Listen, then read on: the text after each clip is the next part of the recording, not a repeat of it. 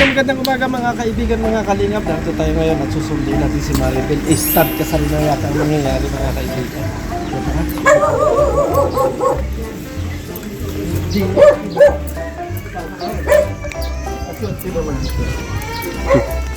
Baka na bahay, ano? Baka na bahay. Si Maribel. Basta na kaya si Maribel.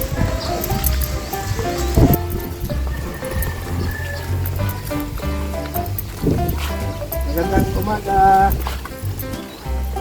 Kaya ka taga?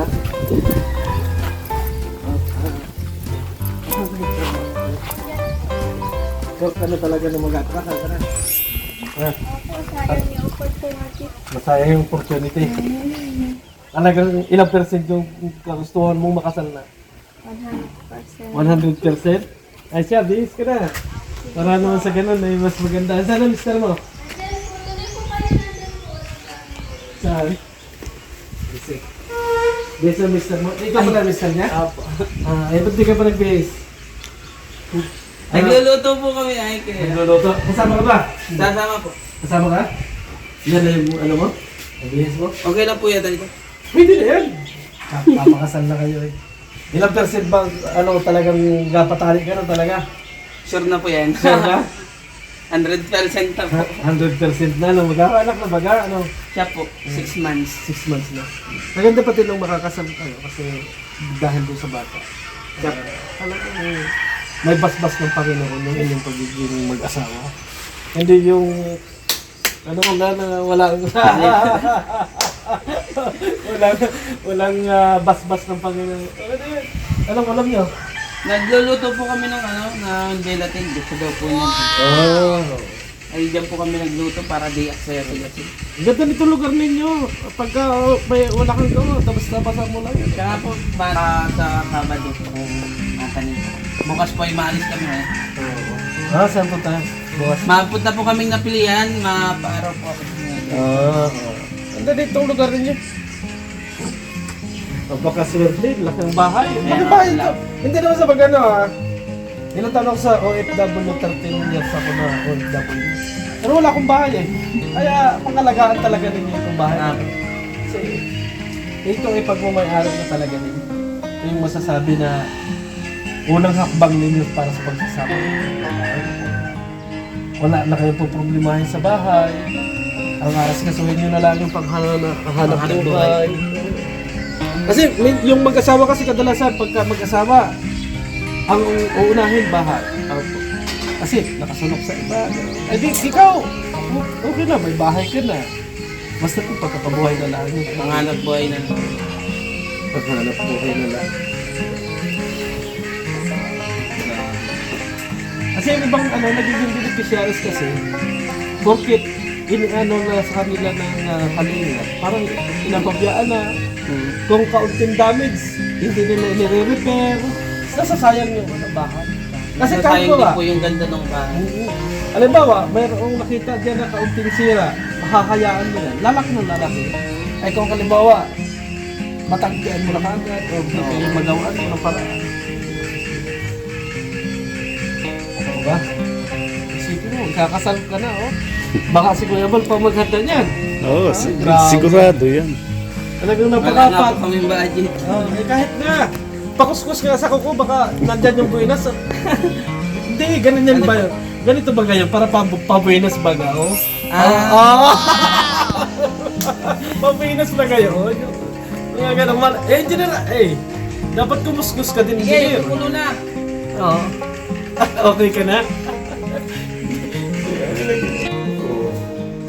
Nandito ba ka kahapon? Hindi lang ako pumasok. Ay, nandito ka po kami. Inay! Maalis mo lang po kami. Mamaya na lang. Oo.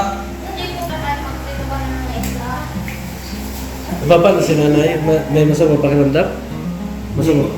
Ganyan lang po talaga siya. Laging nakahiga. Tara na! Para maayos na agad yung ano ninyo. Ganda ng bahay ng Maribel Ilan taon ka na Maribel? Naggulo na Inahan ko na doon. Ilan taon na yung mister mo? 20 to po na 23. Tama lang pala, no? 23 ngayong May. Tama. Makasal na kayo para ulit ka na maagaw ng iba. Nag-aalala si Maribel eh. Maagaw ng iba eh. Hindi, talaga mas maganda na makasal.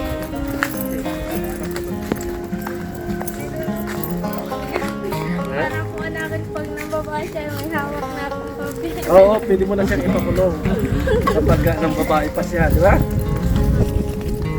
Pero ano yun, sa pagsasama lang ng babae at isang lalaki. Dahil lang yun sa dalawa.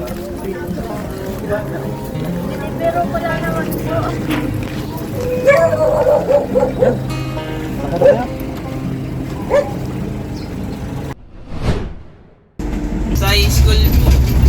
Tapos classmate niya yung pinsan ko. Tapos bigla po nagbisita dun sa bahay. Ay magkakasama sila. Tanghali, gutom na daw. Kaya nagbisita dun sa akin. At alam nung pinsan ko po ay baka may may pagkain sa bahay, gano'n. E di makakakain din ang ano. Mayroon pagkain naman. Pero wala po. Kaya hindi ko po rin na ano eh. Wala rin po ako ng sakto pera nung ano na yun. Kaya nag-alis din po agad sila. Pero nagbalik din ako po mga ilang araw. Ayun, nakilala ko na rin po. Tapos chat sa Facebook. Pinupuntahan ko doon sa kanila. Hindi po sa Sarah Jane. Doon, nabisita ko doon pag may pasok siya. Tapos hinahatid sundo ko po yan. Ganun po. Ikaw.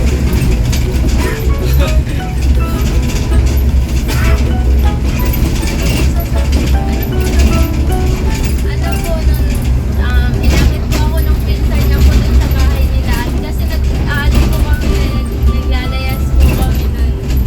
Nagagala-gala po kami. Tapos, ano po, sabi niya po, doon na lang kami makikain sa bahay nila. Para po, din ako bibili ng pagkain. Tapos, yun po, pinakilala po ni pinsan niya po. Yung pinsan po kasi niya po, kaibigan ko kasi yun. Yun, pinakilala niya po ako sa kanya. Tapos, hanggang sa ano po, Masungit. Nang-uwi na. naging magkaibigan po kami. Tapos, nagkasama-sama rin po kami sa sa paglalesbes. Kaya naging les po ako ng dati ay parang napabarkada ba ganun. Pero ilang lang po yun. Anong sinabi sa iyo niya? Na pwede siyang manligaw, ano? Opo. Pero po sa chat niya lang po yun sinabi. Chat. Pero pinapuntahan naman po niya ako dun sa Ano na po kami yan, mag-ex na po kami yan dati. Mga ano lang po kami, 4 na araw. Doon, nag-4 na araw. Tapos, naghiwalay. Mga ilang buwan nagkita po kami nga, ingit-ingit yan sa akin. Pati yan.